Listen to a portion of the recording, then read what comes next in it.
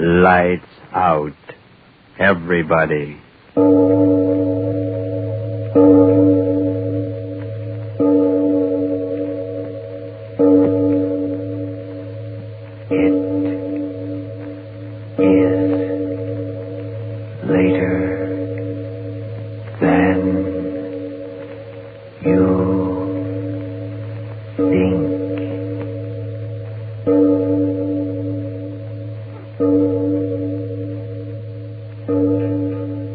Lights Out brings you stories of the supernatural and the supernormal, dramatizing the fantasies and the mysteries of the unknown. We tell you this frankly, so if you wish to avoid the excitement and tension of these imaginative plays, we urge you calmly, but sincerely, to turn off your radio now.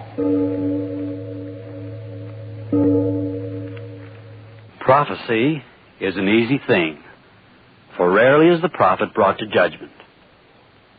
Tonight I bring you a false prophecy, a play set at this hour, yes, 1 minute after 10 Eastern peacetime, but the years have moved onward to the number of 55. The place of our story is a great rocket speeding away from the moon.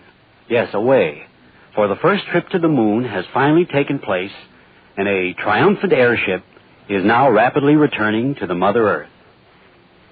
Here, then, is a story about a tomorrow 55 years hence, September 20th in the year of our Lord 2000, on board a rocket ship. A play that is, I sincerely hope, a very false prophecy.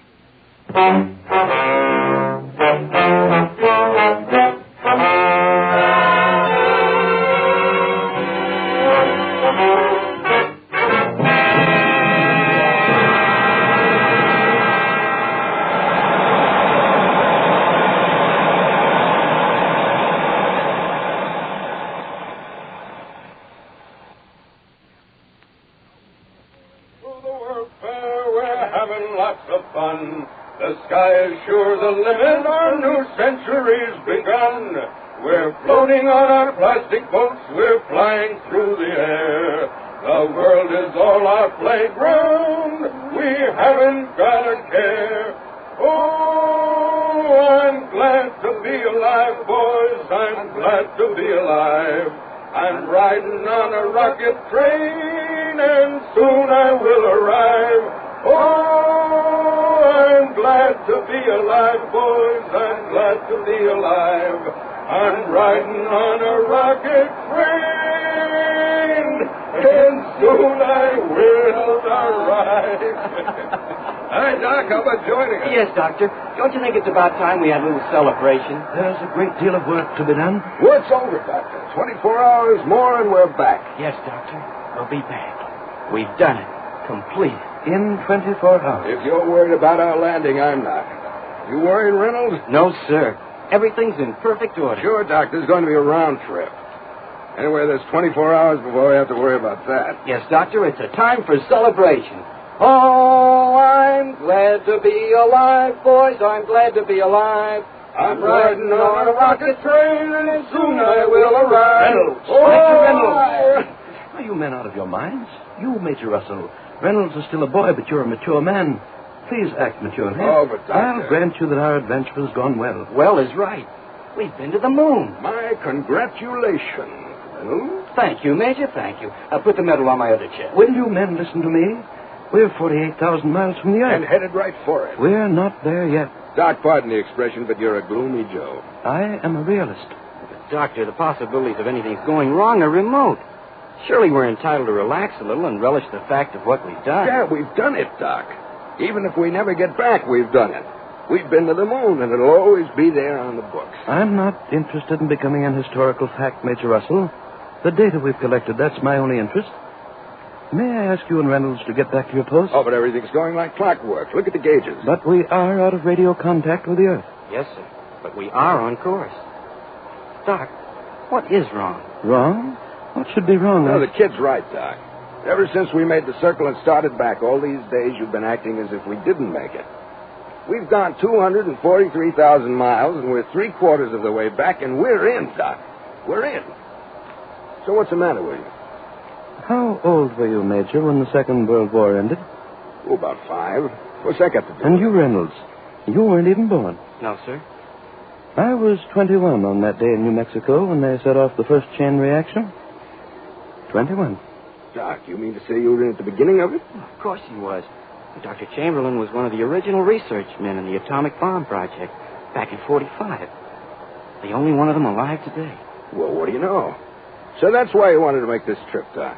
I mean, you... Yes, Major. You wanted it as a substitution for what you missed as a boy, the excitement and glory of war. Oh, now, Doc, It's true, and Reynolds here is young and idealistic, and the scientific wonder of it was what he wanted. And I was there at the birth of an era. Now atomic power is driving me into space, back to the Earth where it all began. And I'm thinking... Yeah, Doc? It's not pertinent to any of this. We have no time to discuss our emotions. There's work to be done.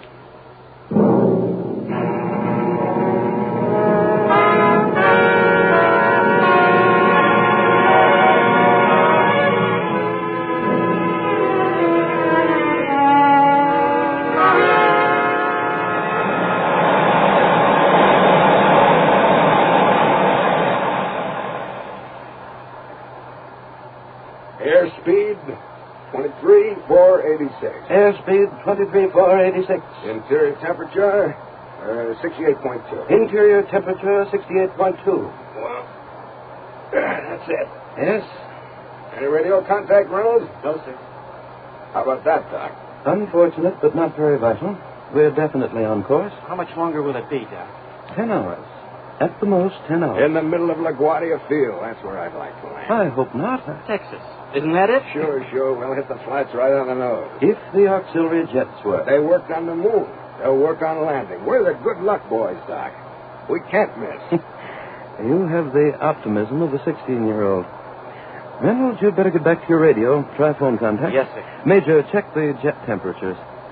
Right jet, 1580. Right jet, 1580. Left jet, 1583. Left jet, 1583. Speed, 24,832. Speed, 24,832. XR1 calling CQ. XR1 calling CQ. Hello? XR1 calling CQ.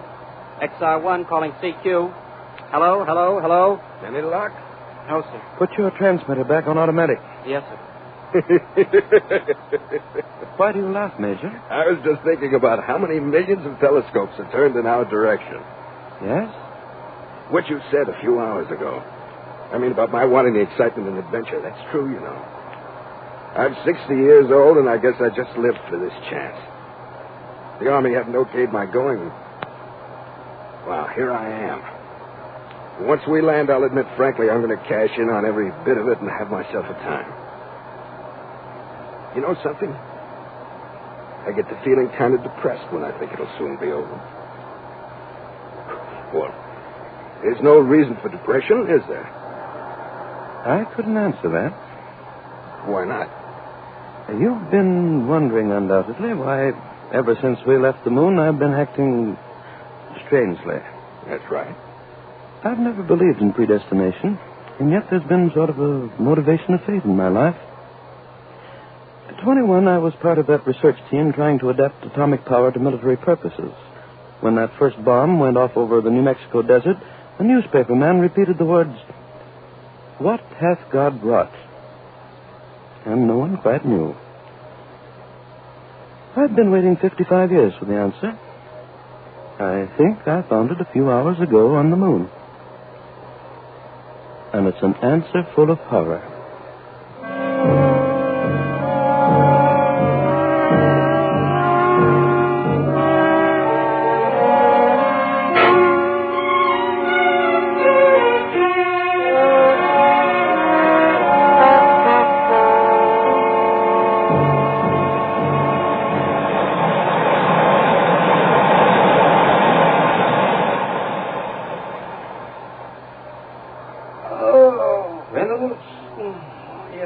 Close the oxygen valve. That's why you're yawning. Oh, yes, sir. 2 points? 2 points. Oh, the Major's sure sleeping. Yes. It's only a few more hours, isn't it? Yes. Will we have to put on our compression suits the way we did on the takeoff? Yes, of course. Doctor, may I ask you something? Yes? Before, you spoke of finding an answer on the moon. And then you didn't say any more. Well, I've been thinking about it. I was wondering if it was something that the Major couldn't understand. And that's why you didn't speak of it further. And now you want to know? Yes, sir. I haven't lived anywhere as long as you two have, but my life has been built around atomic power. My dad, he was one of your men. Ever since I was a child, becoming a physicist like Dad was and you are and Dr. Oppenheimer and all the rest, why, that was it. Now, all of a sudden, the way you spoke before, as if all our research has been criminal. Do you mean that? Collision, radar. Get at it. What's the matter? What's the matter? Object approaching. Where? 15 degrees west. There it is. Meteorite. It's a meteorite.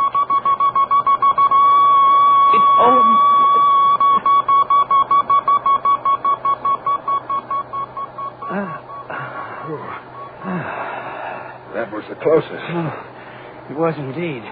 Be sardonic indeed to collide with a meteorite at this point in our journey. I use a stronger word than sardonic, Doctor. Yeah, like faking. It's all clear. Well, I better get back to... No, Reynolds. Reynolds, you asked me a question before, and I want to answer it. You too, Major Russell. I want you to hear this. Sure. Reynolds overheard what I said to you, that I'd found the answer to a very old question on the moon. He said that he felt that somehow I thought all of the research on atomic power had been criminal. No, young man, I don't believe that. Not at all. Criminal to know more about a way of nature? No. The answer I found was something else. I hadn't even an answer, perhaps only a theory. When we came within 100 miles of the moon and then began to deaccelerate, to turn back, what did we see through the observation ports? Well, Doc, we saw... No, please, let me tell you what I saw. The craters of the moon. Great, gigantic craters, and as we came closer and closer, the look of them was so familiar. Not because I had seen them through telescopes and in photographs, but for some reason that I couldn't quite understand. Craters of the moon, and suddenly, at the very moment when we'd come as close as we dared and our ship swung in an orbit to return, suddenly I knew.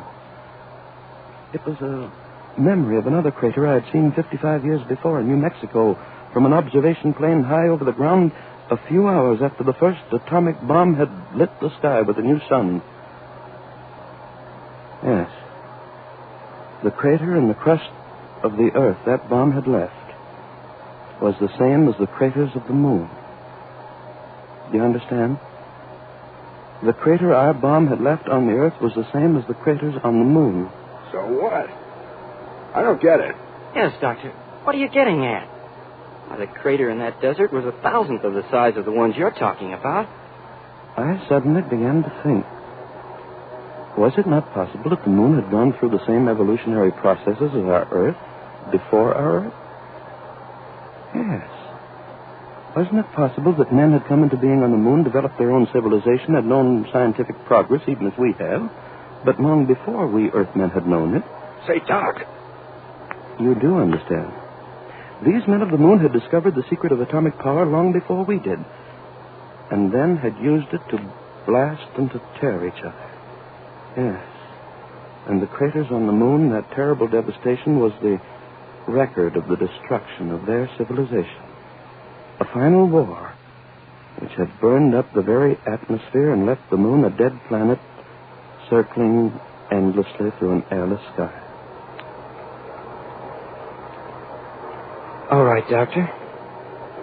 Presuming your theory is correct, that the moon men had started through a war, a chain atomic reaction that they couldn't stop, well, what of it? It indicates that they were fools.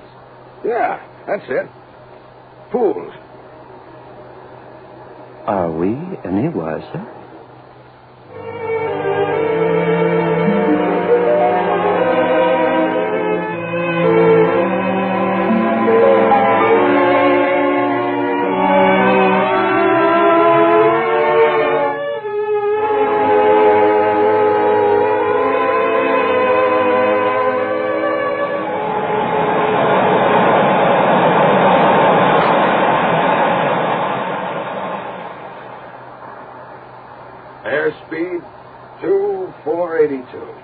cut it down. Right, how much? About 15%. Right. You get anything, Reynolds? No, sir. Would you come here a moment? Yes, sir. Will you help me with this coat covering? Yes, sir. Here, there. All right. Hey, going to take a look, huh? Yes, that's it.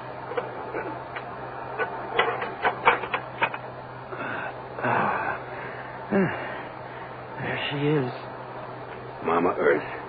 Reynolds, the cameras? Yes, sir. How much should I run, Doctor? Put it on automatic exposure. Yes, sir. 6 more hours, eh, Doctor? Or less. Sure we haven't made a mistake and headed for Venus. What are you... That was just a bad joke, Doc. No, there's no two ways about it. The outline of the continents, we can't make any mistake about that being our home address. I wonder how much they can see of us. What are we, 6,000, 7,000 miles out?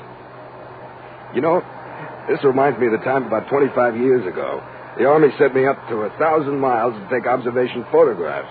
Well, you remember how the atomic reaction motors were then. We got up about 500 feet. And Major. What? Look down. Look.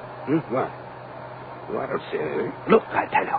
Reynolds, come here. What's the matter? Something Well, wrong? the doctor says there's... Reynolds, look. Do you see? Yes. What is it? I see it, too. Bright lights going on and off. What's going on down there? Doctor, are they signaling us? Are they signaling? It's 6,000 miles. Why? Why should they? That's right. There's no such plan. Look at it. It is lights going on and off. But they're all from one area. Can you make out where? North America. Then they are signals. The candle in the window. Your own question. At 6,000 miles? Wait a minute. Are they explosions? Explosions? Major Doctor, is that it? Are they explosions? I don't know.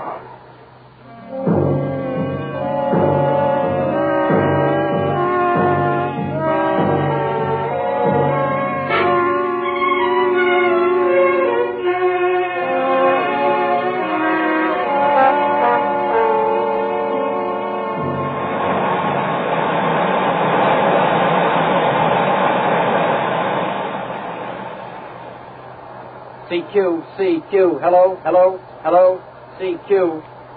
Oh, I'm sorry, Doctor, I can't raise any. Doc, come here. Yes, but Look, the closer we get, they are explosions.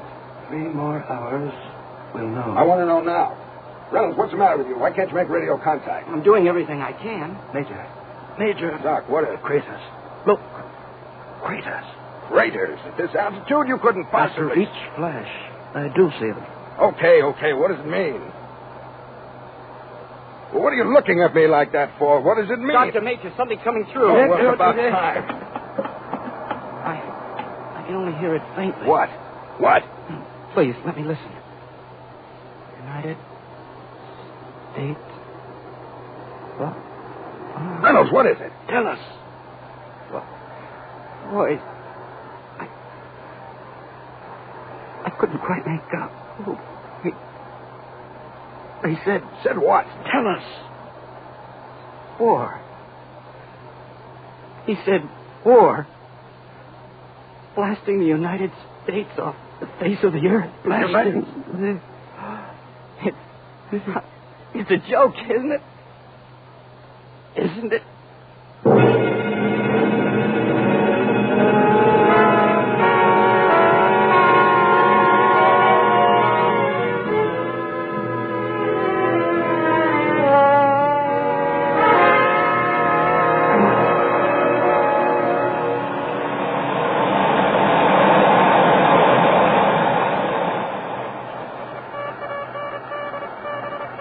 What are they sending now?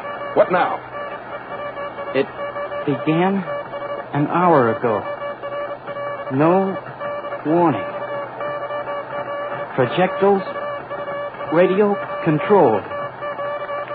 Point of origin unknown. Oh, it stopped again, the transmission. It's enough. Where's the International Police Force? What's being done about it? Doctor, did you hear it was an attack without warning? Who could it be? What's the idea? The explosions are increasing in frequency. Reynolds, is there anything more coming through? No, nothing. Yes, they started transmission again. All right, let's have it quick. Some station in Midwest. I can't get the call letters. Who cares? He says hell. Ground shaking. No bombs landed near, but air reconnaissance. It's so garbled I can hardly make out. Well? It started an hour ago. Everything burning. Now it's stopped again. There's nothing. Doctor, in heaven's name, what do you think it's all about? Stop staring out of the window and talk to me. What are they doing? What do you mean, what are they doing? They're bombing us, blasting us. It's war, but who? I've got to find out. Reynolds, find out who. What? It's no use. There's no transmission. Doctor, those bombs, where are they coming from? Can't you tell by the trajectory? At this distance? And what difference does the face of the enemy make? It's happening, that's all. Smashed them. I always said we should have smashed them. Exterminated them 50 years ago. Oh, they were so peaceful for so many years. And The flashes are increasing in frequency. Reynolds, get on that radio. I'll try again. I've got to know who. The devils. We had agreements with everyone. The international devils, all of them. Call them devils. I don't even know who they are. Reynolds! You get anything? No, I don't. Doctor, faster. Let's get down there faster. Let's open it up. You know better than that. We're entering atmosphere. Increased speed, we'd burn up like a meteorite. But I'm an army man. All my life I've been coming trained. through. What? The bombs. Nothing can. I can hardly make it out. Keep at it. Panic. Paratroopers. Who? Last message from United States of... It's ended. There is no more.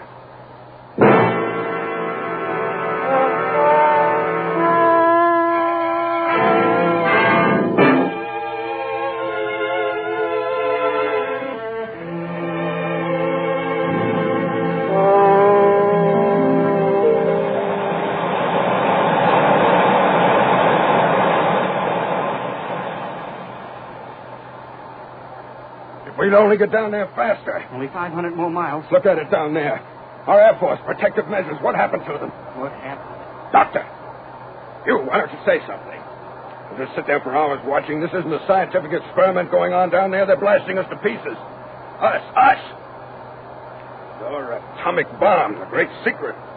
Hold it over the world and have peace forever. You said that. Yes, you. I was a kid then. I heard you say it over the radio when they gave you a medal. Hold it over the world and have peace forever. Well, what do you got to say now? We had a wonderful 55 years. What? Everybody had a wonderful time. Reynolds, what's the matter with him? He's gone. No. Let him finish. First, we hung the criminals 55 years ago. And as soon as their bodies stopped swinging, we left the crowd and each went back to his own house and shut the door. You said the peace would hold forever. I said it because I thought that when the secret was put away, the people of the world would remember the terror. I said to myself, surely now that they've seen the possibility of the disintegration of their Earth, they'll be drawn together once again into the family of men as it must have been in the beginning. I forgot what years could do. I forgot how quickly forgetfulness comes. I forgot that in only a few years, Hiroshima and Nagasaki would be only yesterday's sensations for a nation eager for sensations for today. You keep asking me who's sending those bombs against us. Who? I tell you we're sending them against ourselves. Yes. Because had we made our way of life something more than a confused dream of shiny machines and happy endings, those bombs of hatred and revenge would not be flying at us. I said the peace would hold forever because I thought that out of that war at last men had learned that there was no defense against hatred and revenge, but the defense of education for the unity of people. It was a race, gentlemen, against time. And we wasted our last 55 years running backwards on a track of chromium and plastics. And so we've lost. Forever. No. We've never lost. Look, the blasts are increasing in frequency. There's nothing left. Nothing. We'll start someplace else. We'll build... Doctor, look. The color of the blast. Oh, dear God. What? What? Doctor, it's nitrogen, isn't it? Nitrogen? What? The fools, the everlasting fools, I warned. The blast. More and more. They started something they couldn't end. The color of the blast, they've set off hydrogen atoms. I don't know what you... We used uranium, plutonium, and when the initial blast was over, that was all. But hydrogen, that's part of life. One reaction sets off the other like setting off an endless chain until... Look down there. Blast. Faster and faster. They're spreading. The fools. God help the fools. God help the fools.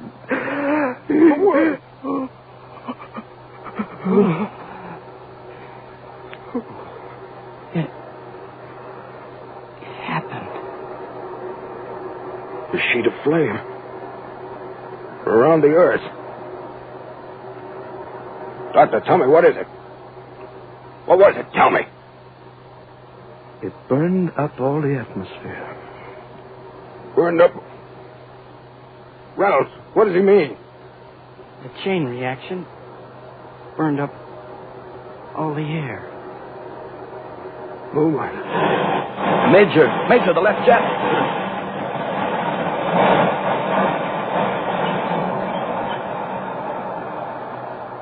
It's all right. It's all right. All right. Where are we going? Can we go down there? There's no air, no life. The moon, the earth, the same. How much fuel?